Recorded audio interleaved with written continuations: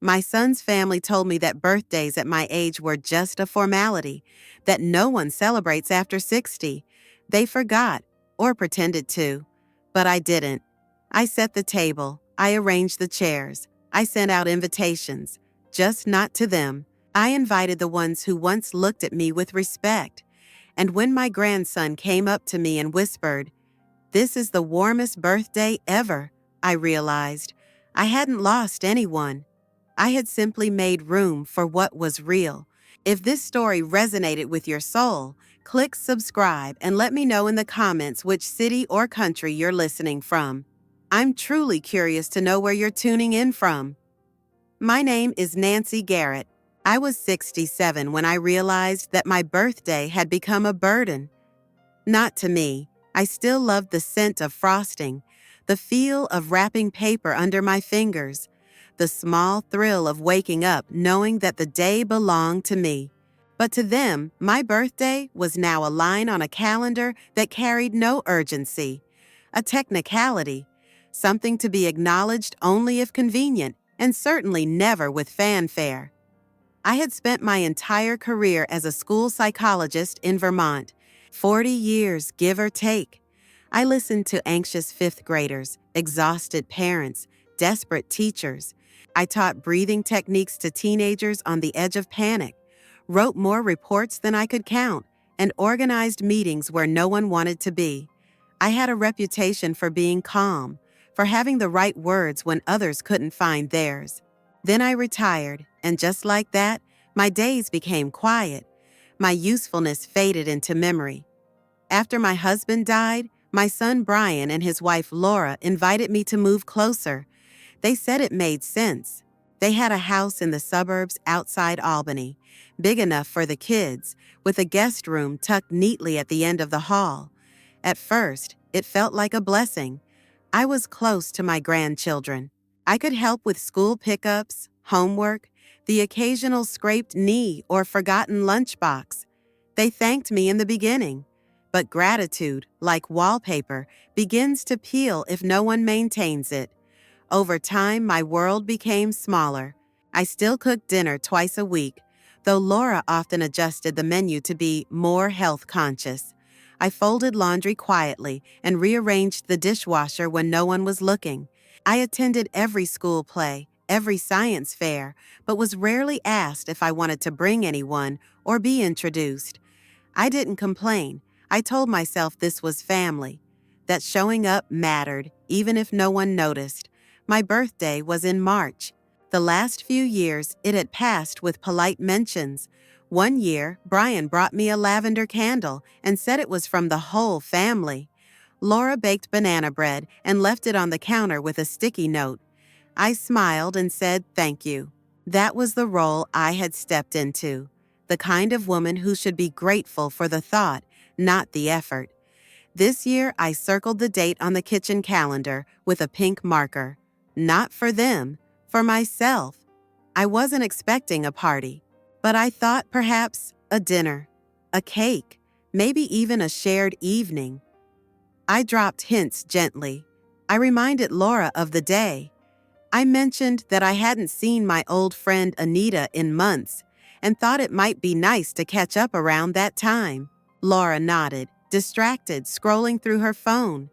Brian worked late most days, and when he did speak, it was about taxes or sports or logistics. He asked if I could take the kids to karate on Friday.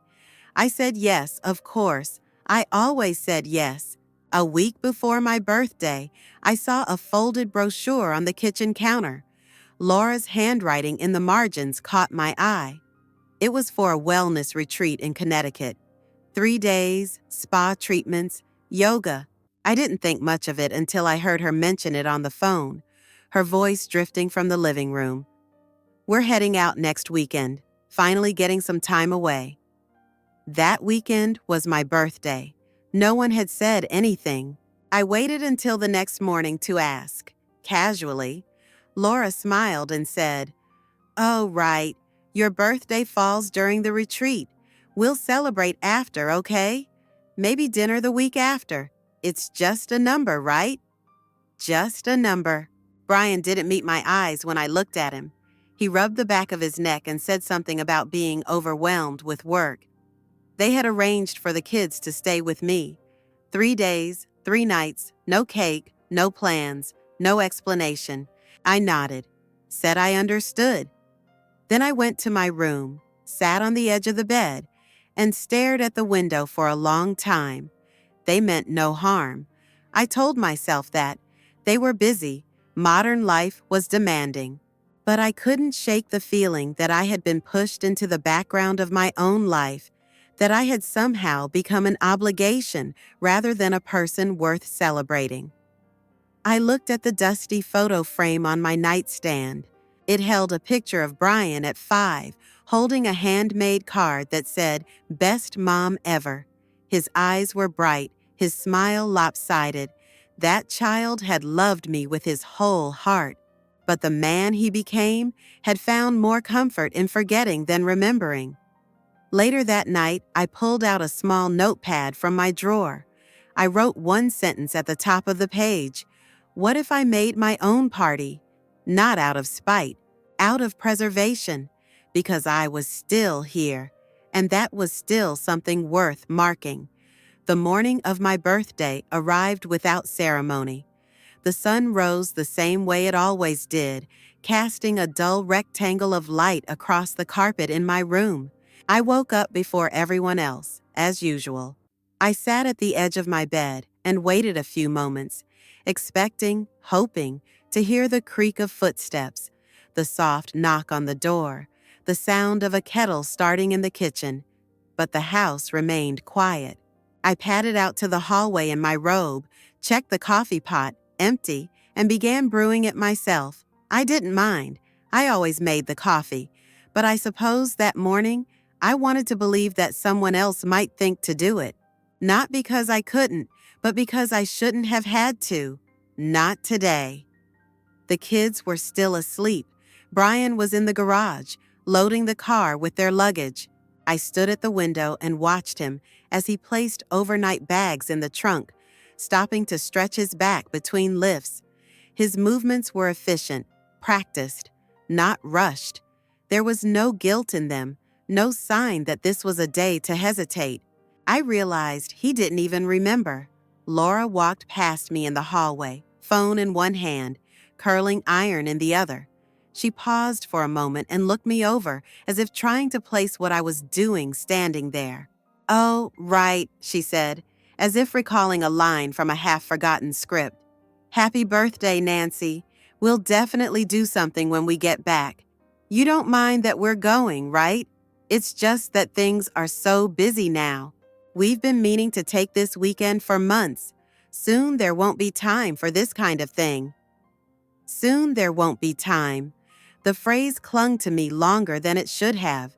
I nodded, said I understood, even offered a polite smile, but my body stiffened in the way it used to when a parent in crisis stormed into my office at school, and I had to stay calm. Laura didn't wait for a response. She walked back into the bathroom and closed the door behind her. I cleaned up breakfast plates that weren't mine. I gathered the kids' jackets from the floor. I checked their school folders, even though no one had asked me to. I folded a pile of towels and put them away in the linen closet. These were the motions of someone invisible, not unloved necessarily, just expected.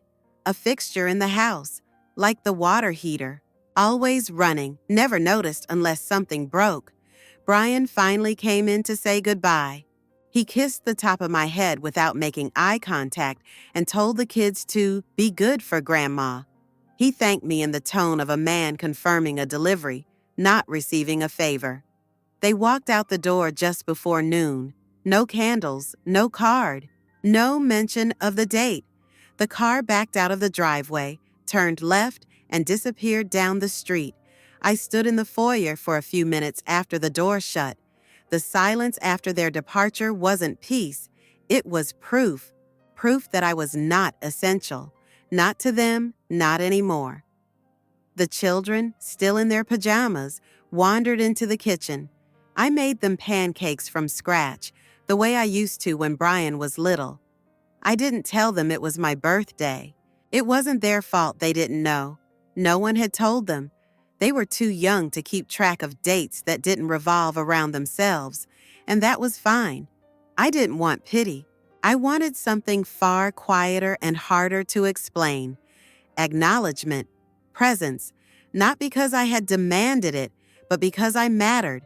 After lunch, while the children played in the living room, I went to my bedroom and pulled out a small box from the closet.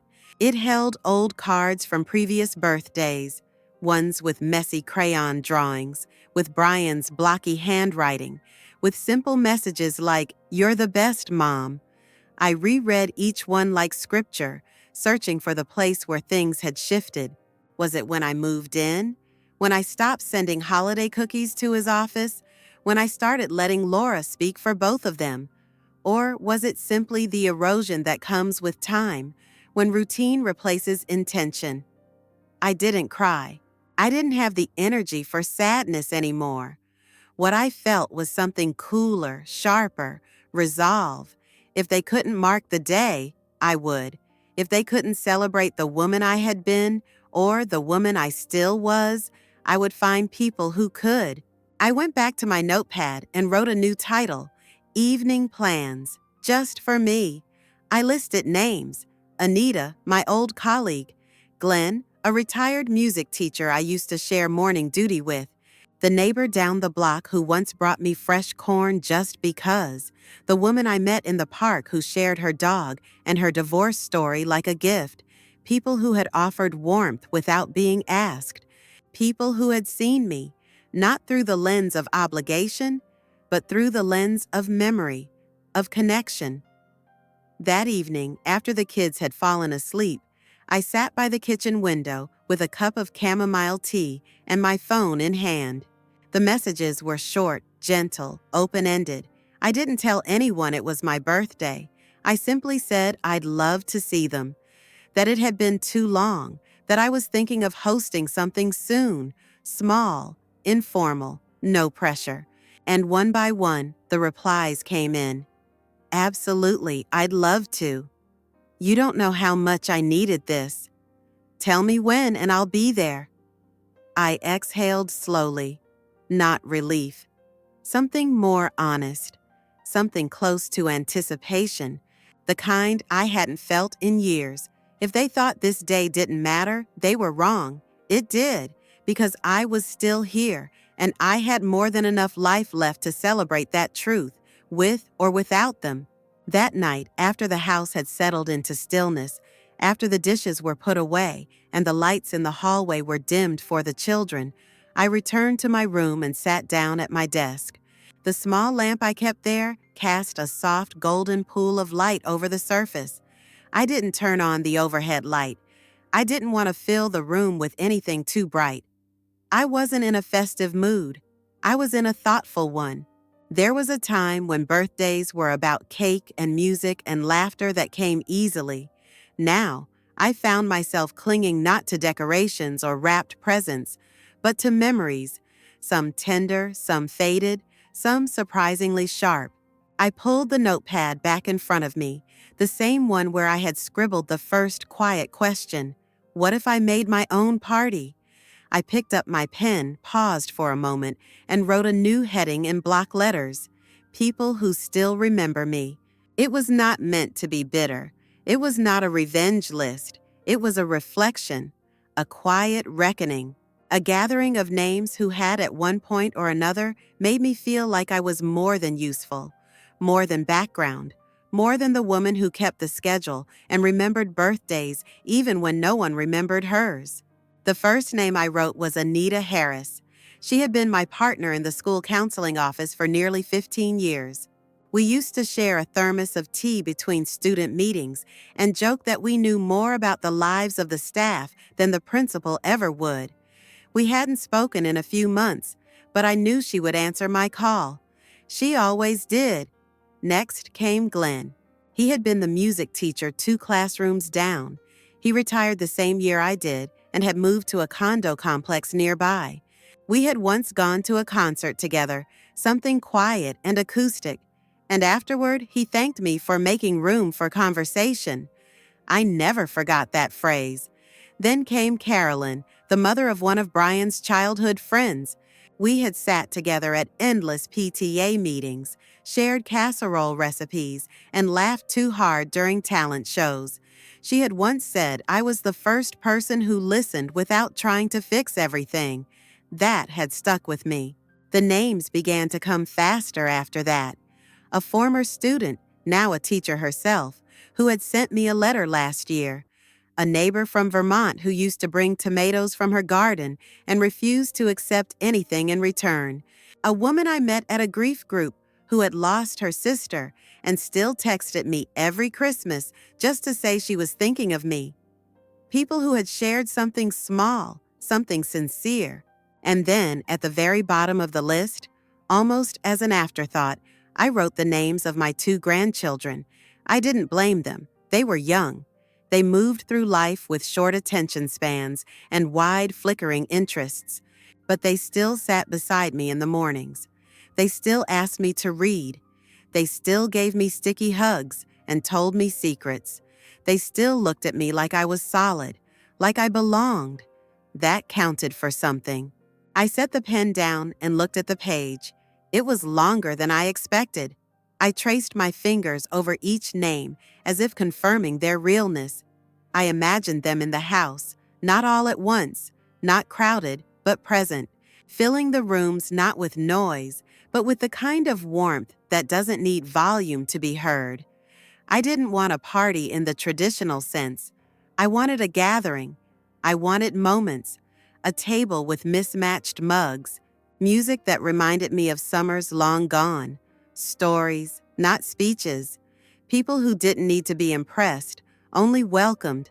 I began planning in my mind, not logistics, but atmosphere. I would bake something, not a cake, but maybe my mother's peach cobbler, the one that always filled the house with cinnamon and memory. I would pull out the old record player. I'd light the lavender candle I'd been saving for some occasion that never seemed to come.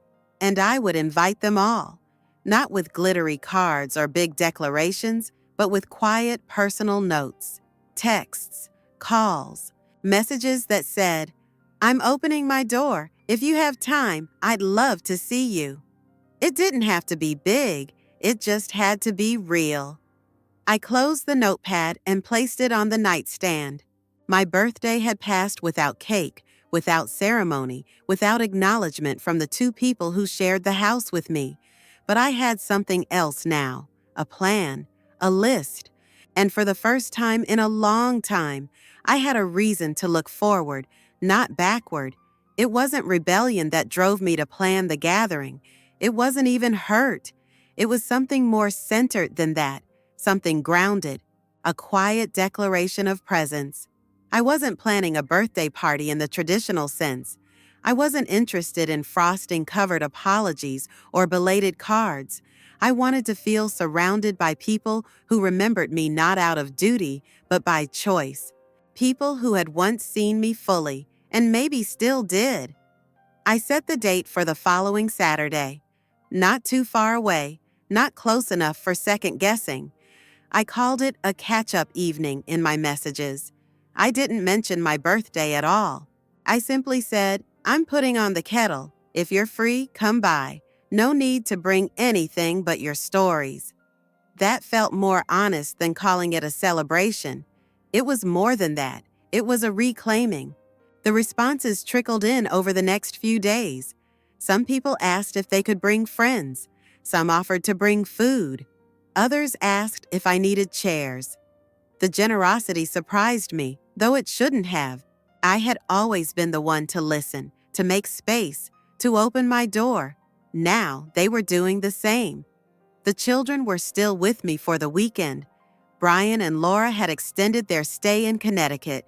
I overheard a message on speakerphone while the kids were playing. Something about another night away, needing time, trusting everything was fine with Grandma. Fine. A word that holds no truth but sounds just polite enough to dismiss further thought. I didn't tell the kids the full meaning behind the gathering, but I let them help. I asked Emma to fold napkins and set the table. I asked Jack to help me arrange chairs in the living room. We played jazz music while we worked, the kind that filled the corners of the room and made everything feel softer. I let them taste the cookies fresh out of the oven, and when Emma asked why I was baking so much, I just said, "I'm expecting company." When the evening came, I lit candles, real ones. I opened the front door before anyone knocked. The house smelled like citrus and vanilla and something warm I couldn't name. Glenn was the first to arrive, holding a bottle of sparkling cider and a box of shortbread cookies he claimed were homemade, though I recognized the packaging. I welcomed him in with a hug. Anita arrived next, wearing her signature bright scarf and a pair of shoes she clearly regretted halfway through the night. She carried a tote bag filled with old photographs of our days at the school. One by one, the others followed, some familiar, some changed by time but unchanged in spirit. I had arranged no games, no agenda, just a space to sit, to talk, to remember. Someone brought a guitar, and softly, almost shyly, music drifted through the room. Caroline sat on the arm of my old recliner and told a story about the time Brian and her son tried to microwave a frozen pizza with the cardboard still on. We all laughed, not because it was a great story, but because it felt real and shared and safe. The children wandered in and out. Emma curled up beside me and whispered that she liked these kinds of parties better. Jack sat on the floor and tried to play along with the guitar, tapping his hands on his knees. They didn't seem to miss their parents. They didn't ask about them. That silence was loud in its own way. We didn't sing happy birthday. No one brought gifts. But I watched as someone refilled my tea without being asked. I noticed a guest wiping crumbs off the counter, another folding the dish towel the way I always did. These small gestures felt more sincere than any bouquet or boxed present. Later in the evening, as the sky outside turned velvet and the candles burned lower, Anita leaned in and said, "It feels like old times in here." I smiled and nodded. It did, but it also felt like new times. Times that didn't rely on obligation or family titles or whether or not someone remembered a date on the calendar. At one point, I stepped into the hallway and stood there alone, listening. The house was alive, not loud, not crowded, but full of people who had chosen to be there, full of warmth that didn't come from obligation. This was not a birthday party. This was a gathering of everything I had spent my life building: relationships, trust, quiet belonging. And as I looked back into the room and saw my granddaughter passing around lemon bars with the care of someone who knew they mattered, I realized that this night was mine, entirely, authentically. I hadn't taken anything from anyone. I had simply invited in what was always waiting to return. The morning after the gathering, I woke up before the sun, as I always did. The house was still, filled with the kind of hush that follows warmth, the kind that lingers after people leave, not the emptiness of absence, but the calm after connection. I slipped on my robe and walked barefoot into the living room. The scent of vanilla and wood smoke still clung faintly to the air. A few cups sat on the coffee table. A crumpled napkin rested on the edge of the armchair, and someone had folded the throw blanket neatly across the back of the couch. It didn't look like a mess. It looked like proof. I stood in the center of the room and closed my eyes for a moment, replaying voices and laughter like a melody I didn't want to forget. No one had brought streamers or balloons. No one had lit candles or sung songs. But it had been a celebration all the same, not of age or tradition or obligation. It had been a celebration of being known. There was a time when I believed birthdays were meant to follow a script: a cake with numbered candles, a wrapped gift with a bow, a card signed at the last minute. I had held on to those rituals because they felt like evidence that I mattered. But this year had rewritten everything, and I had written it myself. For the first time in years, I wasn't waiting for someone else to make my day special. I hadn't checked my phone for reminders or texts. I hadn't looked for signs that Brian or Laura had remembered. Their absence hadn't defined the evening. Their silence hadn't echoed through the rooms. In fact, I hadn't thought of them much at all. That realization came softly, without bitterness. I brewed coffee and stood at the kitchen window, watching the early fog roll across the lawn. The kids were still asleep, and I relished the quiet. I thought about all the years I had spent fitting myself into other people's plans. Holidays where I stayed late to help clean, vacations I wasn't invited on, but heard about later. Dinners where I smiled from the corner of the table and kept conversations going when everyone else ran out of words. But last night, I had set the scene. I had chosen who would walk through my door. I had decided how the evening would unfold. No one had directed it but me. It hadn't been about control. It had been about freedom. When the children woke, they came into the kitchen still in their pajamas, rubbing sleep from their eyes. Emma climbed onto the stool and asked if we could do it again sometime. I told her we could. Jack asked if I had saved any of the cookies. I handed him one wrapped in a napkin, and he grinned in that wide, unfiltered way only children know how to do. They didn't ask about their parents, not even once. After breakfast, I let them help me tidy up. Emma matched mugs with their saucers. Jack gathered the stray paper napkins and stacked them. It was slow work, but it felt right. We weren't cleaning up after a party. We were closing a chapter. I went upstairs later that afternoon and pulled out a photo album I hadn't touched in years. It was filled with pictures of Brian as a child, grinning at a sandcastle, wearing a crooked Halloween crown, riding a red bike with one sock slipping down. I flipped through the pages slowly, carefully, pausing now and then at a snapshot that still held warmth. I didn't feel sad. I didn't feel angry. I simply understood that some people stop seeing you after a while, even the ones who once looked at you like you were their whole world. I had given so much of myself to my family: time, care, patience, forgiveness. I had hoped for the same in return, but hope without action becomes waiting, and I was tired of waiting. That night, I sat at my desk and began writing thank you notes. Not formal ones, not stiff or generic, just short, handwritten messages that said what needed to be said. Thank you for showing up.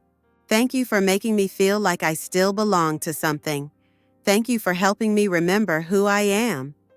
I folded each one carefully and addressed the envelopes. The act felt simple but sacred. I wasn't closing a door. I was opening one wider, just not to everyone. Later, as the house settled again and the children drifted off to sleep, I returned to the living room. I sat in the same chair I had the night before, where the light from the standing lamp spilled across the carpet like a small stage. I imagined the stories told, the hands clasped, the quiet understanding that had passed between guests without being named. I had hosted something more than a party. I had curated a reminder that my life wasn't shrinking, that my identity wasn't fading, that I didn't have to wait for someone to honor me in order to be whole. I was no longer hoping to be invited. I was the one sending invitations, and everything from this moment forward would follow my script. Brian and Laura returned late on a Sunday afternoon. I heard the car before I saw it. Tires crackling over the gravel, trunk slamming shut, the sound of laughter that didn't belong to this house. I was in the kitchen peeling carrots for stew. The children were upstairs folding the clothes we'd washed together earlier, a task they'd approached with both boredom and surprising pride. It had been a good weekend, calm, full. It didn't need saving. The door opened and they walked in carrying bags, sunglasses still perched on their heads as if the trip hadn't quite ended. Laura looked tired in the way people do after indulging. Brian wore the satisfied grin of someone who had gotten exactly what he wanted and had no idea what he'd left behind. He said something vague like, "Hope everything went smoothly." I nodded without looking up from the cutting board.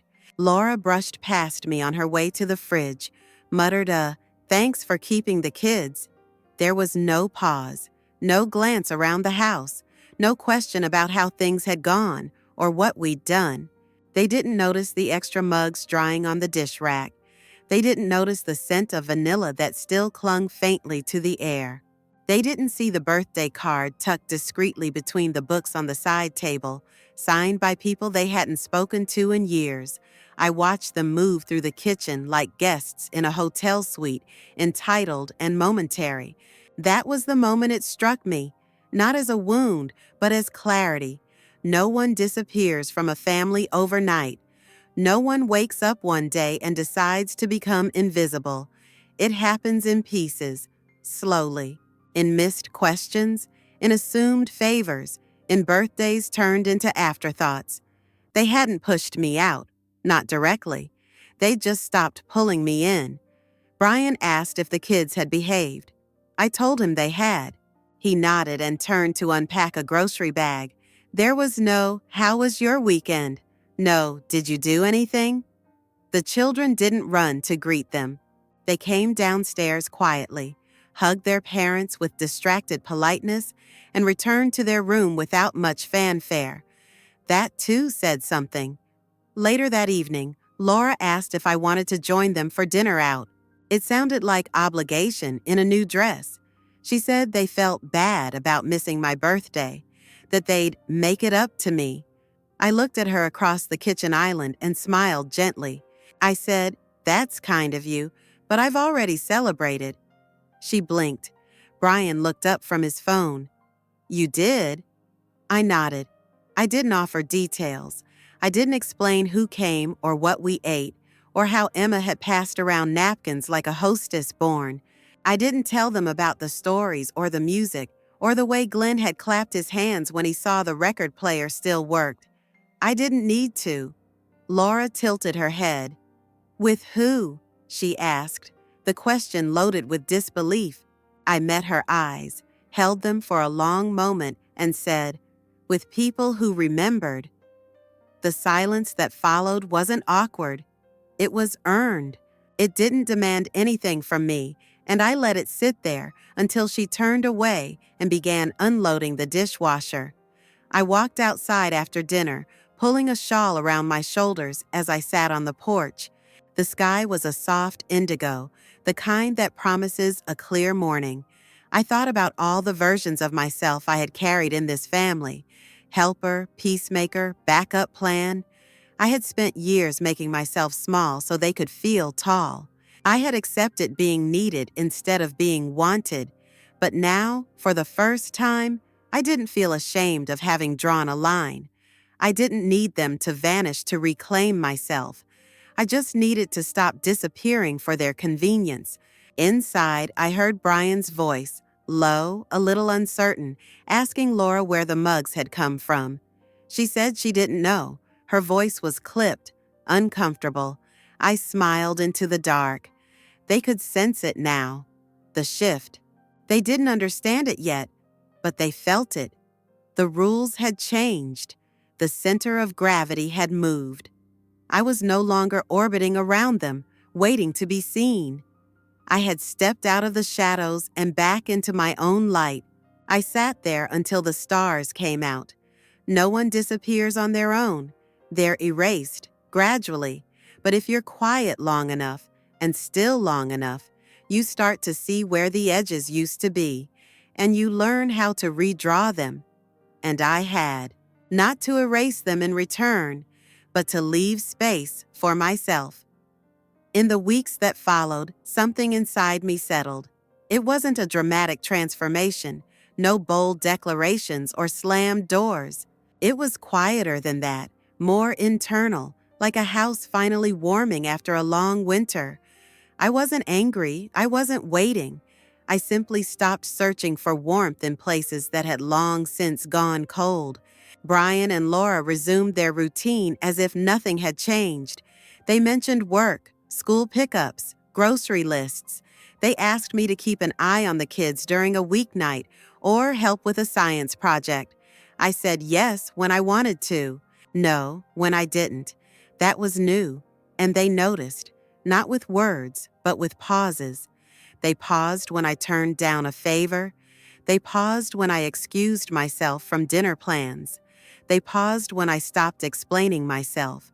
But the children remained mine in the ways that mattered. They still curled into me when it stormed.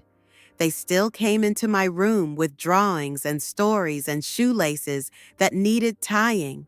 They still looked at me like I was a whole person, not a placeholder. I treasured that. I watered it like a small growing thing. Then spring came. It arrived gradually, the way it always does in upstate New York. First in the melt, then in the mud, then in the impossible greenness of everything. And with it came the idea, not spontaneous, but not calculated either. A natural next step, as if my own hands had gently nudged me toward it. I decided to host another gathering, not a party, not a repeat of the birthday that wasn't. Something new, something forward-facing. I called it a seasonal supper. I told my guests, my real ones, that we'd have 4 of them each year, one for every season. No holidays, no expectations. Just people gathering around a table when the world tilted slightly into something new. I sent the invitations the same way as before.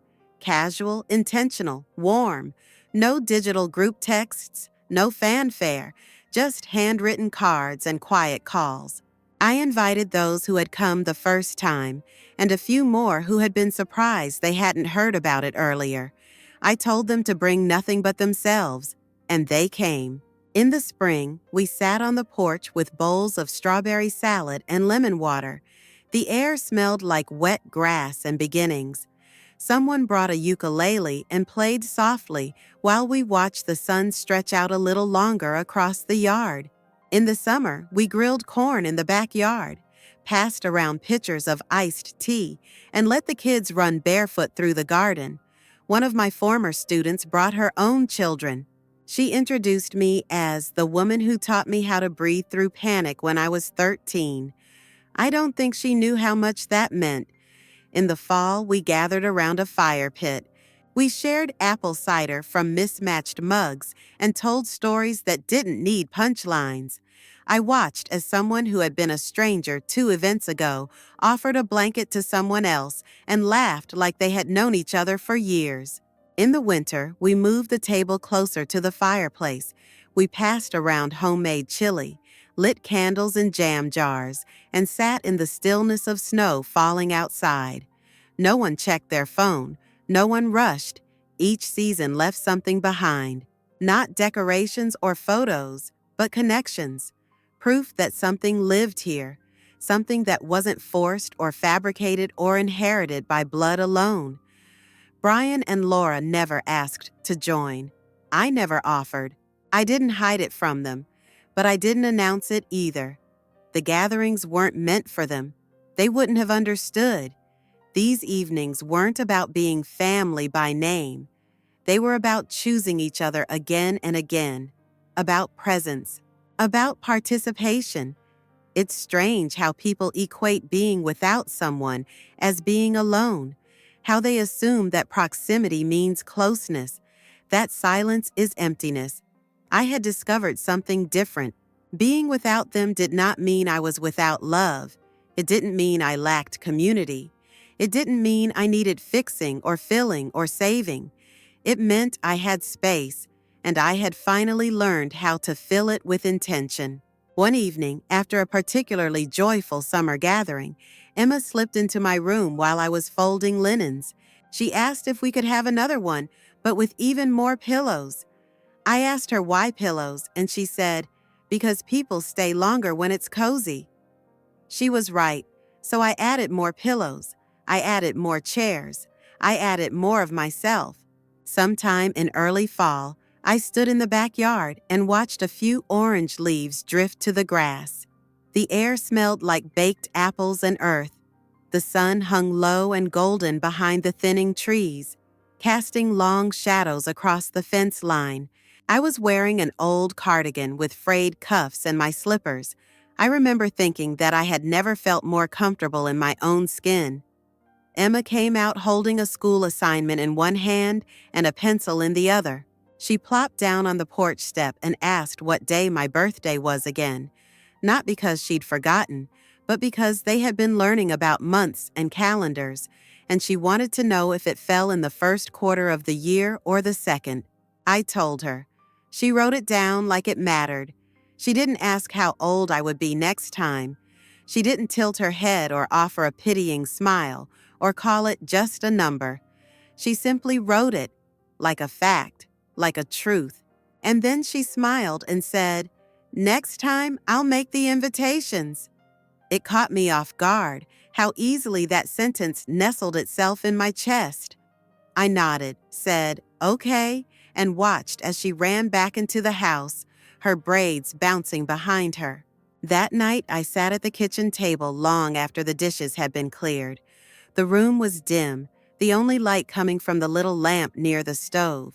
I stared at the wall calendar, still turned to September, and found the square with my birth date. It had nothing marked on it, just an empty box. I picked up a pen and drew a small heart in the corner. That was enough. I used to believe that dates were sacred things, that a birthday not remembered was a message, that silence on your special day meant erasure. I no longer believed that. What mattered wasn't whether someone knew the date. It was whether they showed up when you opened the door, whether they remembered how you took your tea, whether they leaned in when you spoke. Still, it meant something to be asked, to be remembered not because a phone app pinged, but because you lingered in someone's mind like warmth. I had spent too long aching to be seen, only to realize I had the power to illuminate myself. My next birthday came slowly. Like all things in later life, it didn't arrive with balloons or urgency. It crept in through the quiet moments. A recipe passed down, a song I hadn't heard in years, a photo found tucked behind a drawer. It lived in small things. I didn't tell anyone what day it was that year, not even the children. I didn't test anyone or hope for surprises. I didn't drop hints or leave calendars turned a certain way. I let the day arrive like any other, trusting that the people who wanted to be close would feel it in the air. They did. Anita brought over fresh bread that morning with a note that simply said, "Thinking of you." Glenn left a message on my phone that included a small harmonica solo he'd practiced for the occasion. Emma left a paper heart on my pillow that read, "I love you because your house smells like hugs." There was no cake, but there was soup. There was music. There were mismatched mugs and hands that rested lightly on my shoulder. There was quiet joy, which has always felt more honest to me than clapping and candles. Later that week, I passed by Laura in the hallway. She was holding laundry and talking on the phone. She paused long enough to say, "Did we miss your birthday again?" The tone was flat, an afterthought. I looked at her and said, "It passed. It was lovely." She blinked, shifted the basket in her arms, and then she said something that stayed with me for days. "You should have told us." But I had learned that I didn't need to tell anyone anything anymore. If they cared, they would ask. If they didn't, no amount of reminding would make them show up with real intention. Ask me the date, not because you're trying to get it right, but because you want to mark it with me. Ask me the date, not because it's circled on a calendar, but because it's circled in your awareness that I'm still here, still becoming, still worthy of recognition. Ask me the date, and I'll tell you, with a smile, with an open door. But don't ask me to shrink into the background again. Don't ask me to pretend that silence feels the same as celebration. Don't ask me to lower my expectations until they match your forgetfulness. I am not waiting. I am living. And when the next birthday comes, it will not be a test. It will be mine. And everyone who walks through that door, whether with soup, with stories, or with a simple glance that says I remember, will be part of something far more sacred than a party. They'll be part of a life, mine.